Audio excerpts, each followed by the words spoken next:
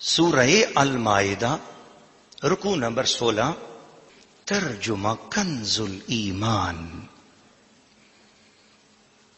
اور جب اللہ فرمائے گا اے مریم کے بیٹے عیسیٰ، کیا تو نے لوگوں سے کہہ دیا تھا کہ مجھے اور میری ماں کو دو خدا بنا لو اللہ کے سوا؟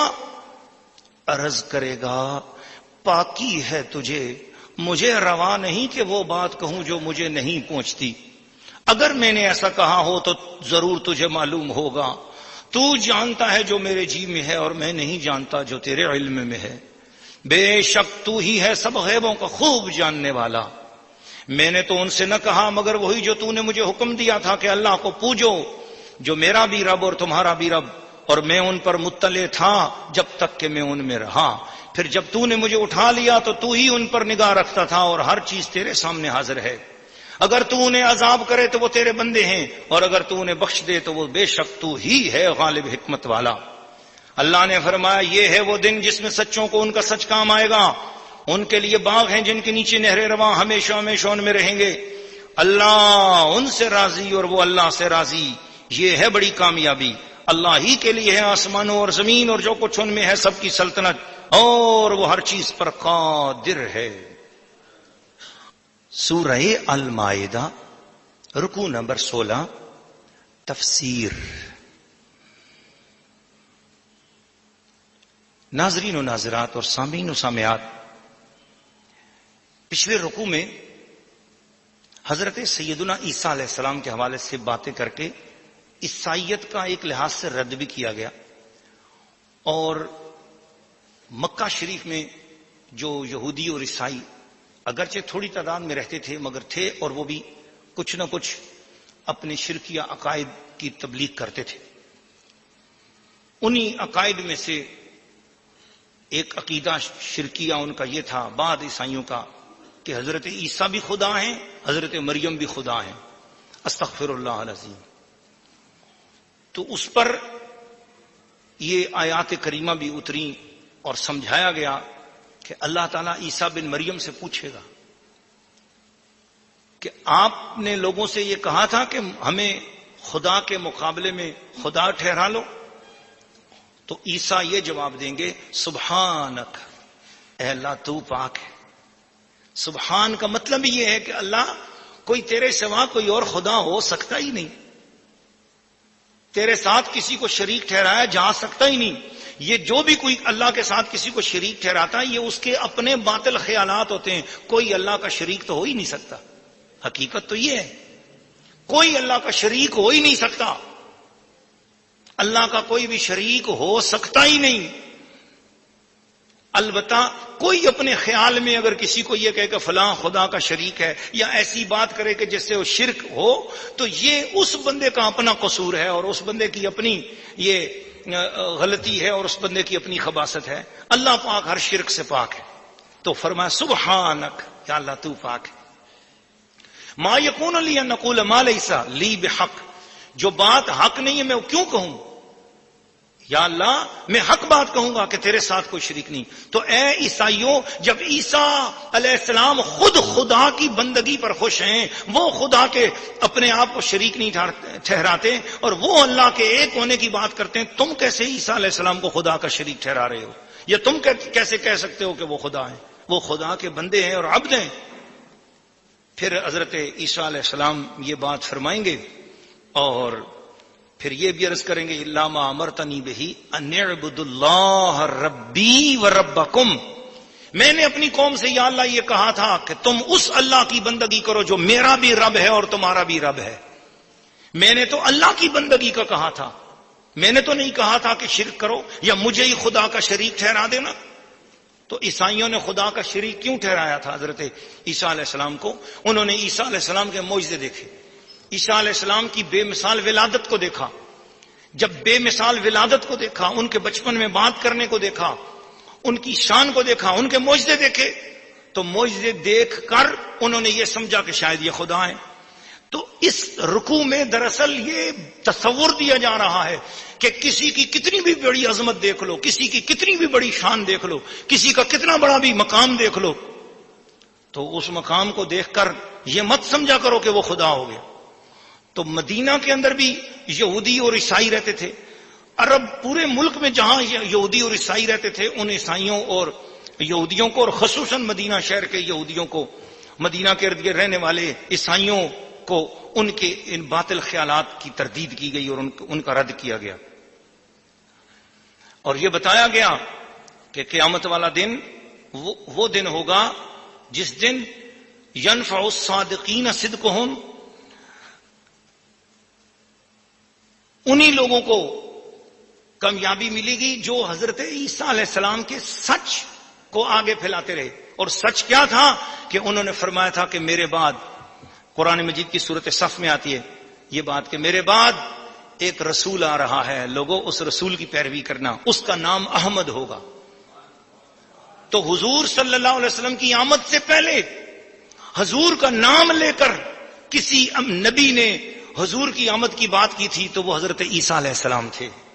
تو اس لیے اے عیسائیوں، تمہارے نبی نے تو ہمارے نبی کا نام لے کر کہا تھا کہ میرے بعد وہ رسول آ رہے ہیں جن کا نام احمد ہے، تم ان کی پیروی کرنا، تم ان کے پیچھے چلنا. بلکہ انجیل متی اور انجیل یوحنا میں یہ بات لکھی ہوئی ہے آج بھی، حالانکہ تبدیل شدہ ان کی ساری چیزیں ہو جاتی ہیں اور مختلف زبانوں میں جا کر مختلف معنی ہو جاتے ہیں، انگریزی، لاطینی، اردو، ہندی، بنگلہ دیشی، جس زبان بدل جائے تو اس زبان کے اپنے معنی ہو جاتے ہیں. جبکہ الحمدللہ قرآن ہر جگہ عربی زبان میں ہی ہے، اور قرآن کا ترجمہ ہے، قرآن نہیں ہے. یاد رکھ لینا، ترجمہ ہوتا ہے، وہ قرآن سمجھانے کا ایک نشان ہوتا ہے، قرآن نہیں ہوتا. جو قرآن ہے وہ قرآن ہی ہے. دنیا کا کوئی ترجمہ قرآن نہیں کہلاتا، ترجمہ ہی کہلاتا ہے، اور قرآن ہی کہلاتا ہے. تو انجیل کا جو ایک ترجمہ آج کل اردو زبان میں ملتا ہے، انجیل متی اور یوحنا، اس کے اندر یہ بات میں نے پڑھی ہے کہ حضرت عیسیٰ علیہ السلام کا ایک حواری آپ سے عرض کرتا ہے کہ آپ کیوں جاتے ہیں، آپ نہ جائیں. وہ کہیں میں جاؤں گا تو آنے والا آئے گا. بھائی وہ آنے والا کون ہے؟ تو حضرت عیسیٰ علیہ السلام فرماتے ہیں مجھ میں اتنا بھی نہیں ہے کہ میں جھک کر اس کی جوتیوں کا تسمہ کھول سکوں. سبحان اللہ. تو وہ حضور، اور پھر اگر اس کے حوالے سے اگر آپ پڑھنا چاہیں انجیل میں حضور علیہ السلام کی آمد کی خوشخبریاں، اور پھر انجیل برنباس کا مطالعہ کرنا چاہیں تو اس کے لیے تفسیر ضیاء القرآن بہت اہم ہے، تفسیر تبیان القرآن بہت اہم ہے، اور آپ ان میں مطالعہ کریں گے اس مقام پر. اور تفسیر تفہیم القرآن میں بھی اس مقام پر جو ہے نا بہت زبردست لکھا ہوا ہے انجیلوں کے حوالے سے اور حضور علیہ الصلوۃ والسلام کی آمد کے حوالے سے. تو اگر 600 سال پہلے حضور کا نام لے کر حضور کے ڈنکے بجائے جا رہے ہیں، آج تو حضور تشریف لے آ چکے ہیں، سو اس وجہ سے اب میلاد مصطفیٰ کو منانا تو یہ تو یقیناً ان انبیاء کا بھی محبوب عمل ہے، اور یہ یقیناً اللہ اور اس کے رسول کی رضا کا باعث ہے. اللہ تعالی ہمیں نبی پاک صلی اللہ تعالی علیہ وسلم کی زیادہ سے زیادہ تعظیم اور ادب نصیب فرمائے. نفس موٹا ہوگا تو غفلت طاری ہوگی، غفلت داری ہوگی تو اللہ رسول کی نافرمانی ہو جائے گی. تو کیوں ہم اچھے کھانے کھائیں، کیوں صحت کو بڑھانے والے کھانے کھائیں؟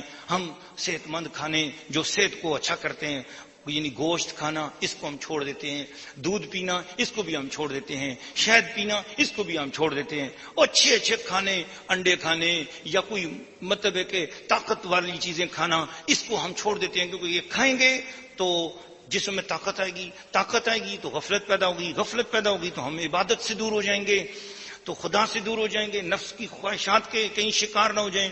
اس بنا پر انہوں نے فیصلہ کیا ہم اچھے کھانے چھوڑتے ہیں. اور پھر اسی کے ساتھ انہوں نے سوچا کہ بھئی جو انسان عورت کی طرف متوجہ ہوتا ہے تو اس کی وجہ سے بھی انسان ایک دنیا داری میں پھنس جاتا ہے، لہٰذا ہم اپنے آپ کو ایسی صفات سے ہی دور کر دیتے ہیں کہ جس کی وجہ سے دن میں دو عورت کا خیال آئے. تو اس طرح انہوں نے ایسے بھی معاملات کی طرف توجہ کرنا شروع کر دی کہ عورت کا خیال ہی نہ آئے اور انسان جو ہے نا بالکل ہی اس طرف بھی متوجہ نہ ہو. اور پھر گھر بار سے بھی دور ہو جاتے ہیں، کسی جنگل میں ڈیرا لگا دیتے ہیں. الغرض کے طرح کے ایسے پابندیاں اور ایسے خیالات کی طرف ان کا دل گیا کہ جس سے وہ یہ چاہ رہے تھے کہ ہم ان ساری جو چیزیں ہیں ان کو چھوڑ دیں اور رہبانیت سی اختیار کر لیں. اللہ پاک نے ایسے لوگوں کو بڑی محبت سے خطاب کیا اور فرمایا یا ایھا الذین آمنوا، اے ایمان والو، لا تحرموا طیبات ما احل اللہ لکم، ما احل اللہ لکم، اے ایمان والو حرام نہ ٹھہرا لو وہ ستھری چیزیں جو اللہ نے تمہارے لیے حلال کی. تو وہ جس کو آپ دنیا سمجھ رہے ہو وہ تمہارے لیے ستھری چیزیں، تم ایمان والے ہو. آپ کھاؤ، کھانے کھاؤ، اچھے کھانے کھاؤ، اچھا لباس پہنو اور خواتین کے ساتھ حسن سلوک کرو. جب تم ایمان کے ساتھ اچھے کھانے کھاؤ گے، وہ کھانا تمہارے لیے دنیا نہیں ہوگا، وہ کھانا تمہارے لیے ثواب بن جائے گا. جب ایمان کے ساتھ کلمے پڑھ کر ذکر اذکار کر کے اللہ کی یاد کرتے ہوئے تم عورتوں میں مشغول ہو گئے، یعنی کہ جن کے ساتھ تمہارا نکاح ہے، یا تم جو ہے وہ خواتین کی خدمت کرو گے، یا تم جو ہے وہ معاشرے میں رہ کر نیک کام کرو گے، تو یہ کسی جنگل میں جا کر بیٹھ کر چلے کاٹنے سے زیادہ افضل ہے کہ تم معاشرے میں رہ کر رسول کی سنت پر عمل کرو. ان اللہ لا يحب المعتدین، اللہ تعالیٰ کو حد سے زیادہ بڑھنے والے پسند نہیں ہیں. حد سے بڑھنے کا مطلب یہ کہ جتنی عبادات تمہارے اوپر مفروضہ ہیں اور جتنی عبادات تمہارے اوپر سے رکھی ہیں وہ عبادات کرو، اور فالتو کام جو ہے وہ تمہارے اوپر نہیں رکھا گیا. مطلب یہ ہے کہ اگر ایک بندے کے اوپر 4 رکعت عصر کی ہیں اور 5 رکعت اس نے مغرب کی پڑھنی ہے، وہ 17 اس نے عشاء کی پڑھنی ہے، 4 اس نے فجر کی پڑھنی ہے، 4 اس نے 10-12 رکعتیں اس نے اگر ظہر کی پڑھنی ہے، تو اب وہ شخص اگر اٹھ کے کہے کہ جی نہیں میں فجر کی جو ہے نا وہ تو میں 20 رکعتیں پڑھوں گا، اور وہ ظہر کی اگر زیادہ سے زیادہ 12 ہیں تو وہ کہے نہیں جی میں ظہر کے اندر تو 100 پڑھوں گا، اور عصر کی 8 ہیں تو وہ کہتا ہے نہیں جی میں عصر کی 16 پڑھوں گا. تو یہ حد سے زیادہ بڑھنا ہے اور اللہ تعالیٰ کو یہ پسند نہیں ہے. رمضان کے اللہ نے 30 روزے رکھے ہیں اور کوئی کہے کہ جی میں نہیں تو رمضان کے اندر 60 روزے رکھوں گا، اگلے بھی 30 ساتھ میں لاؤں گا، تو یہ چیزیں حد سے بڑھنے والی باتیں ہیں اور اللہ تعالیٰ کو یہ چیزیں ناپسند ہیں. وہ شریعت کے دائرے میں رہ کر سارے کام کر سکتے ہیں، آپ عبادات بھی ہوں گی اور سارے معاملات ہوں گے. تو اللہ پاک نے فرمایا کہ یہ نہ کرو، کلو من طیبات، اللہ تعالیٰ کی کلو مما رزقکم اللہ حلالا طیبا، اللہ نے جو تمہیں روزی دی ہے اس میں سے کھاؤ پیو. اللہ خوش ہوتا ہے اس کی نعمتیں جب کوئی بندہ استعمال فرماتا ہے. واتقوا اللہ الذی انتم بہ مؤمنون، تم جو ہے اللہ سے ڈرو جس پر تمہیں ایمان ہے. تم اللہ پر ایمان رکھتے ہو تو اللہ نے یہ چیزیں تمہارے لیے تو پیدا کی ہیں.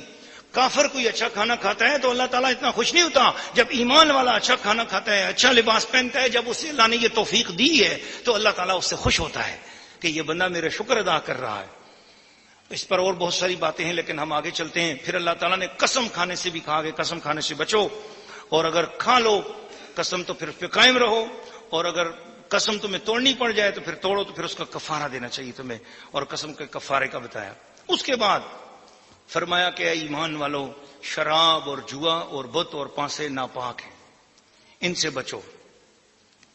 شراب جسے قرآن کریم نے نص قطعی میں حرام قرار دیا ہے، وہ شراب انگوری شراب ہے. اس کی تفسیر نعیمی کے اندر سے میں آپ کے سامنے رکھ رہا ہوں تاکہ آپ کو یہ پتہ چلے کہ یہ کون سی شراب ہے اور اس کا کیا معنی ہے. حضرت سیدنا حکیم الامت نعیم الدین مراد آبادی رحمۃ اللہ علیہ ارشاد فرماتے ہیں، اس آیت کے شروع میں فرمایا گیا کہ یا ایھا الذین آمنوا انما الخمر والمیسر، اے ایمان والو شراب حرام ہے.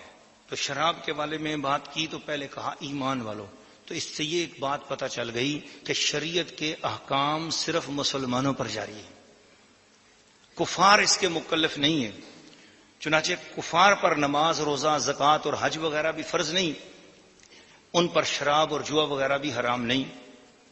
تو یہ پابندیاں اور یہ محبت کی باتیں، یہ صاف ستھرے کام ایمان والوں کو کہا گیا کہ بری باتوں سے بچو اور برے چیزوں سے. جو ہیں ہی گندے ان کو کیا روکنا کہ گندی بات سے بچو. یہ ستھرے لوگوں کو کہا گیا کہ گندی چیزوں سے بچو. دوسرا فائدہ اس میں وہ لکھتے ہیں کہ انگوری شراب نجس ہے اور نجاست غلیظہ ہے، اس کا ایک قطرہ بھی حرام قطعی ہے، چاہے وہ نشہ دے یا نہ دے. اس کی حرمت یا نجاست کا منکر بھی کافر ہے. یہ فائدہ قرآن مجید کے کلمہ رجس سے حاصل ہوا، اور یہ بات تفسیر احمدی میں موجود ہے. ملا جیون رحمت اللہ تعالی نے بھی اس کو لکھا ہے. فرماتے ہیں کہ شراب انگوری کے سوا دوسری شرابیں نجاست خفیفہ ہیں اور ان کی حرمت انگوری شراب کسی نہیں، یعنی شراب انگوری سے مراد وہ شراب جو انگور سے کشید کی جاتی ہے۔ شراب انگوری ایک قطرہ پینے پر بھی شرعی حد یعنی 80 کوڑے جاری ہوگی۔ دیگر شرابوں میں جو شرعی حد ہے وہ نشہ تک پینے میں سزا شرعی ہے، اس سے کم پینے میں نہیں۔ یہ بات بھی تفسیر احمدی کے حوالے سے آپ نے بیان فرمائی۔ نشہ آور خشک چیزیں جیسے افیون، بھنگ، چرس وغیرہ یہ نجس نہیں ہیں، یہ پاک ہیں، اور تا حد نشہ ان کو کھانا حرام ہے۔ اگر ان کو اتنا کھاؤ کہ جس سے وہ نشے میں آ جائے بندہ تو پھر یہ کھانا حرام ہے، اور اگر نشہ نہ دیں تو حرام نہیں۔ جیسے کہ دوا وغیرہ میں اتباع حضرات طبیب لوگ استعمال کرائیں تو حرام نہیں۔ بہت سی معجونوں میں افیون پڑتی ہے اور اطباء بیماروں کو استعمال کراتے ہیں۔ پھر ایک مسئلہ یہ بھی آپ ارشاد فرماتے ہیں کہ انگوری شراب مسلمان کے لیے مال متقوم بھی نہیں، لہذا اسے برباد کر دینے والے پر تاوان لازم نہیں، اور شراب انگوری جو انگور سے شراب کشید کی جاتی ہے وہ اس کی تجارت مسلمان کے لیے حرام ہے۔ یہ بھی تفسیرات احمدی میں اور کتب فقہ سے آپ نے یہ مسئلہ بیان فرمایا۔ اور انگوری شراب کے سوا دوسری شرابوں کے مال ہونے میں اختلاف ہے، اس کے برباد کر دینے پر امام اعظم کے نزدیک تاوان ہے اور صاحبین کے ہاں تاوان نہیں۔ اور تیسرا فائدہ یہ لکھتے ہیں کہ انگوری شراب پینے کے سوا، فائدہ سے مراد یہ ہوتا ہے کہ قرآن مجید کی اس آیت سے کیا کیا مسئلہ ثابت ہوتا ہے، وہ مسئلہ جو ہمیں شرعی طور پر فائدہ دے رہا ہے اور ہمارے ایمان کو فائدہ حاصل ہو رہا ہے اور ہمیں پتہ چل رہا ہے کہ کیا حق ہے اور کیا جائز ہے اور کیا ناجائز ہے۔ تو فرماتے ہیں کہ انگوری شراب پینے کے سوا اور کسی طرح بھی استعمال نہیں کی جا سکتی، یعنی انگوری شراب یہ نہیں ہے کہ آپ پینا حرام ہے، وہ کسی اور طرح بھی استعمال کرنا انگور کی شراب کا حرام ہے۔ مثلا اعضاء کے اوپر اس کا لیپ کرنا، اعضاء پہ ملنا بھی دوائی کے طور پر بھی جائز نہیں ہے، حرام ہے۔ یہ فائدہ یعنی یہ بات، یہ مسئلہ رجس کے کلمہ سے حاصل ہوا۔ مگر شرعی طور پر سزا، کسی شخص نے اپنے اعضاء پر شراب انگوری کو ملا تو اس کو سزا شرعی طور پر نہیں ہوگی، شرعی طور پر سزا جو ہوگی وہ پینے پر ہی ہوگی، چاہے اس نے قطرہ پیا ہے یا چاہے اس نے زیادہ پی۔ اور یہ بھی خیال رہے کہ انگوری شراب میں اور دوسری شرابوں میں 6 فرق ہیں۔ یہ اہم بات تھی جو میں تفسیر نعیمی کے حوالے سے آپ کی خدمت میں پیش کرنا چاہ رہا تھا۔ نمبر 1، انگوری شراب نجاست غلیظہ ہے اور دوسری شرابیں نجاست خفیفہ۔ مطلب یہ ہے کہ اگر کسی کپڑے پر ایک قطرہ بھی انگوری شراب لگ جائے گی تو وہ نماز نہیں ہوگی، اور جبکہ دوسری جو شرابیں ہیں ان میں سے اگر کوئی شراب آپ کے کپڑے پر لگ بھی جائے گی تو وہ جب تک اس کی ایک مقدار درہم کے برابر نہیں پہنچے گی اس وقت تک وہ کپڑا ناپاک نہیں ہوگا۔ اور واللہ تعالی والرسول عالم۔ اور دوسری بات، دوسرا فرق، شراب انگوری کے ایک قطرے پینے پر بھی سزائے شرعی یعنی 80 کوڑے حد جاری ہوگی، 80 کوڑے سزا ملے گی، لیکن دیگر شرابوں میں یہ حد نشہ طاری ہونے پر یہ سزا ملے گی۔ اور نمبر 3، انگور سے کشید کی گئی جو شراب ہے وہ مطلقاً حرام قطعی ہے اور اس پر ساری امت کا اجماع ہے، جبکہ دوسری شرابوں میں بہت گفتگو ہے اور وہ تا حد نشہ حرام ہے، اور اس سے کم میں علماء کا اختلاف ہے۔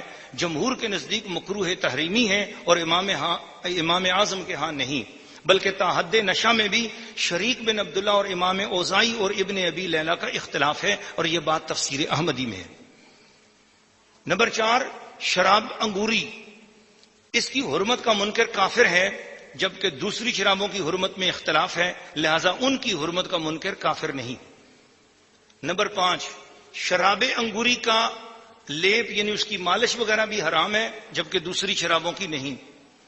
نمبر 6، جو شراب انگوری ہے اس کی مسلمان خرید اور فروخت نہیں کر سکتا، جبکہ دوسری شرابوں کی خرید و فروخت بوقت ضرورت کر سکتا ہے۔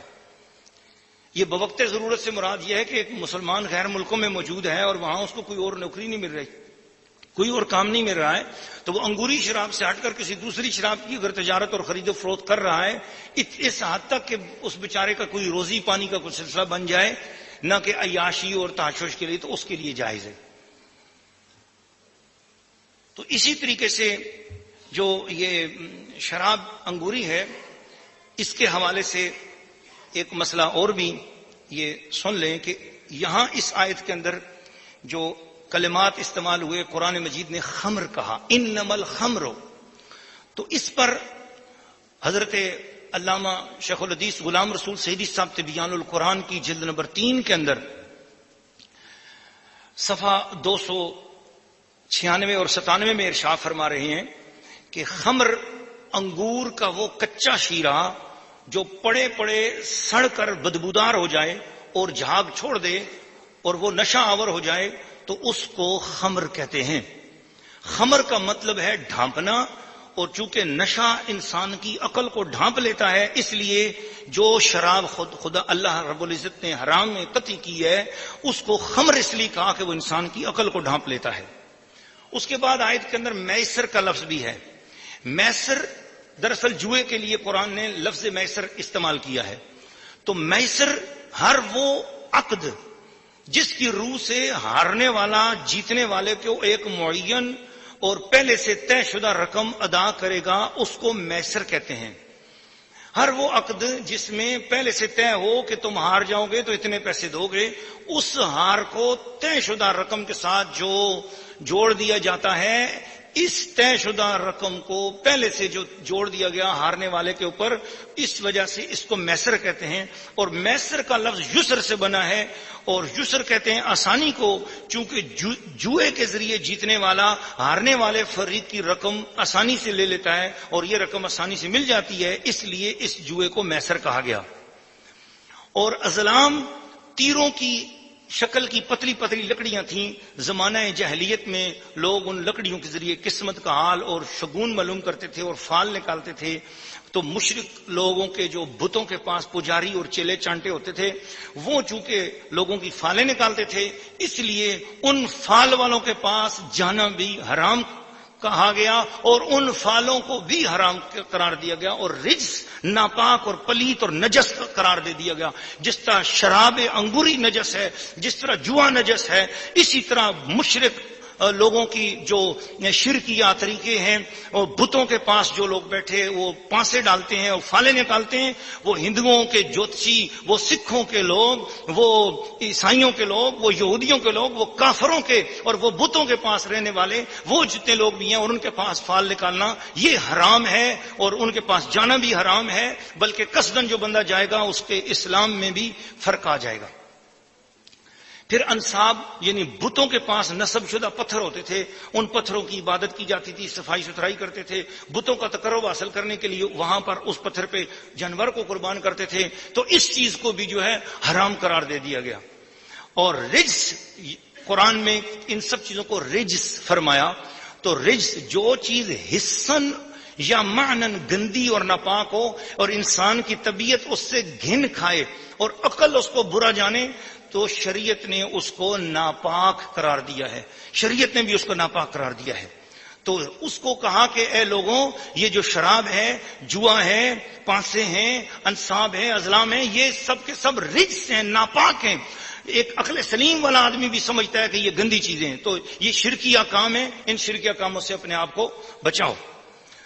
تو یہاں پر ایک دو خصوصی اہم باتیں میرے پاس، کیونکہ وقت بہت تھوڑا ہے، میں اس لیے انگریزی دواؤں کے حوالے سے چونکہ گفتگو کرنا چاہوں گا کہ آپ لکھتے ہیں کہ مصنف کے نزدیک تحقیق یہ ہے کہ اگر کوئی شخص آج کل کی غیر خمر مروجہ شرابیں پیتا ہے تو ائمہ ثلاثہ اور امام محمد کے قول کے مطابق حرام ہے، خواہ قلیل مقدار میں پیے یا کثیر مقدار میں، اور احادیث صحیحہ کا بھی یہی تقاضا ہے۔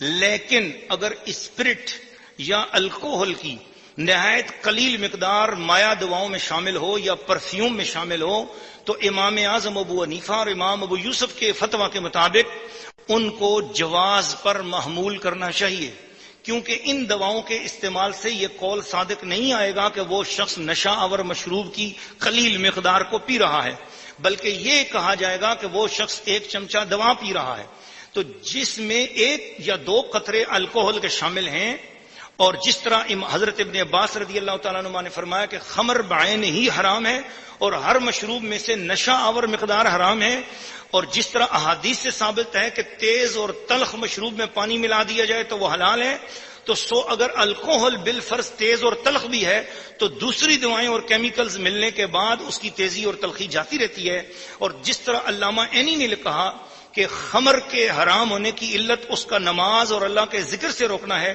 اور مسلمانوں میں بغض اور عداوت کا پیدا کرنا ہے، اور دوا کی ایک خوراک یا 1-2 چمچے خوراک ہوتی ہے اور وہ اتنی قلیل مقدار میں ہوتی ہے کہ وہ الکوہل نہ تو خمر ہے اور نہ وہ نماز اور نہ اللہ کے ذکر سے روکتی ہے اور نہ بغض اور عداوت پیدا کرتی ہے۔ ان دلائل کے اعتبار سے دواؤں میں جو نہایت قلیل مقدار میں الکوہل ہوتی ہے وہ حرام نہیں ہے، اور یہ مایہ دوائیں حلال ہیں، اور کسی بیماری کے علاج کے لیے یا طاقت حاصل کرنے کے لیے ان دواؤں کو پینا جائز اور حلال ہے۔ اسی طرح پرفیوم میں جو اسپرٹ اور الکوہل شامل ہوتی ہے وہ بھی ان دلائل کے اعتبار سے جائز اور پاک ہے۔ اللہ تعالی ہم سب کو حق سمجھنے کی، اس کے مطابق عمل کرنے کی توفیق عطا فرمائے، جو حلال ہے اسے حلال جاننے کی توفیق عطا فرمائے، اور جو حرام ہے اسے حرام جاننے کی توفیق عطا فرمائے۔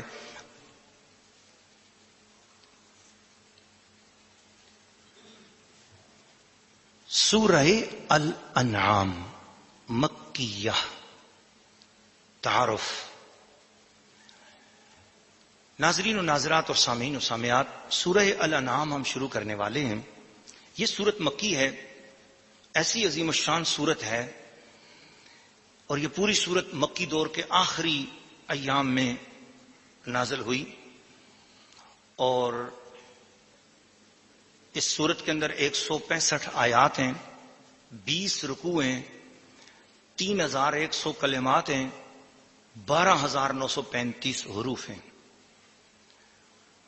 اتنی عظمت والی صورت ہے کہ جب یہ صورت حضرت سیدنا جبرائیل امین علیہ السلام لے کر آئے تو اس صورت کے ساتھ 70,000 فرشتے بھی اللہ کی تسبیحاں بیان کرتے ہوئے نازل ہو رہے تھے۔ تو اللہ کے حبیب نے جب اس صورت کے ساتھ اتنے فرشتوں کو دیکھا تو حضور بھی سجدے میں تشریف لے گئے اور سبحان ربی العظیم اور سبحان ربی العظیم کے کلمات حضور نے ادا فرمانا شروع کر دیے۔ اتنی عظمت والی صورت ہے، اور اس صورت میں اللہ تعالیٰ کا تعارف پیش کیا گیا، اس صورت میں عقیدہ آخرت کی تبلیغ کی گئی، اور اتنے واضح انداز میں توحید کا بیان کیا گیا اور اللہ کی عظمت اور شان کا بیان کیا گیا کہ بسا اوقات رونگٹے کھڑے ہو جاتے ہیں اور آنکھوں سے آنسو بہنے لگ جاتے ہیں۔ اللہ تعالیٰ کی عظمت اور کبریائی پر بے انتہا دلائل دیے گئے، توحید ربانی اور زبان رسالت۔ اللہ اللہ اللہ، کیا منظر ہوگا، سبحان اللہ۔ یہ تو ابھی آپ گزشتہ روز 7ویں پارے کی پہلی آیت کی تلاوت کر چکے ہیں اور سن چکے ہیں، اس میں صرف ایک اس موقع پر بات یہاں پر بنتی ہے تو میں اس لیے عرض کر رہا ہوں کہ اس میں اللہ نے فرمایا وَإِذَا سَمِعُوا مَا أُنزِلَ إِلَى الرَّسُولِ تَرَىٰ أَعْيُنَهُمْ تَفِيضُ مِنَ الدَّمْعِ، تو وہ جب انہوں نے اس کو سنا جو رسول کی طرف نازل ہوا تو کہا کہ وہاں قرآن تو پڑھ رہے تھے جعفر ابن ابی طالب نجاشی کے دربار میں، اور قرآن کہہ رہا ہے کہ انہوں نے وہ سنا جو رسول کی طرف نازل ہوا۔ حضور تو نہیں پڑھ رہے تھے جعفر ابن ابی طالب، اور قرآن کہہ رہا ہے کہ یہ رسول کی طرف جو نازل ہوا وہ سن رہا تھا۔ ہاں، تو بتایا گیا کہ قرآن نازل ہونے سے پہلے اس میں وہ تاثیر نہ تھی، جس وقت اس قرآن کو حضور نے اپنی زبان سے پڑھا تو اس کے اندر وہ تاثیر پیدا ہو گئی کہ یہ دلوں اور مقدروں کو بدلنے والا بن گیا۔ یہ تو یہاں پر بھی وہ بات ہے کہ عقیدہ توحید کا بیان ہے قرآن کے اندر، مگر جب اس عقیدہ توحید کو حضور اپنی زبان سے بیان کرتے ہوں گے، جب اللہ کے محبوب مکے کے ان کافروں کے سامنے جو 360 خدا تو وہاں تھے، اور اس وقت جب حضور نے مکہ میں اعلان توحید کیا، اس وقت ہندوستان کی تاریخ یہ بتاتی ہے کہ ہندوستان کے اندر 33 کروڑ خدا تھے۔ 33 کروڑ جھوٹے خدا، 33 کروڑ بت، 33 کروڑ باطل، 33 کروڑ جگہ پر شرک ہو رہا تھا. آج یہ اس توحید کی برکت ہے کہ بنگلہ دیش میں بھی کروڑوں مسلمان ہیں اور انڈیا میں 36 کروڑ مسلمان ہیں، اور الحمدللہ مسلمانوں کی سلطنت پر پورا ایک ملک. یہ وہی ملک ہے ہندوستان جس کے اندر 33 کروڑ شرک کے اڈے بنے ہوئے تھے. اب لاکھوں مسجدیں وہاں پر محمد رسول اللہ کا ترانہ گا رہی ہیں. آج اللہ کی توحید بلند ہو رہی ہے، اللہ کا نام بلند ہو رہا ہے، اللہ کی شہادت بلند ہو رہی ہے. یہ حضور صلی اللہ علیہ وسلم کے معجزات میں سے. تو فرمایا کہ اس میں آخرت کی، عقیدہ آخرت کی بھی تعلیم دی گئی کہ یہ دنیا بے ثبات ہے، یہ دنیا کچھ نہیں ہے، ایک دن اس نے مٹ جانا ہے اور اللہ کے سامنے ہمیں پیش ہونا ہے اور اللہ کے سامنے حساب دینا ہے. پھر اسی طریقے سے جاہلی خیالات اور توہمات جو ان کے تھے، ان توہمات کا بھی رد کیا گیا. اس میں اسلامی معاشرے کی بنیادی تصورات دیے گئے. رسول کریم صلی اللہ علیہ وسلم کی عظمت کو ظاہر کیا گیا. جو شخص حضور کی کسی بات پر کوئی اعتراض کرتا تھا اس کا جواب اللہ پاک خود عرش سے عطا فرماتا تھا.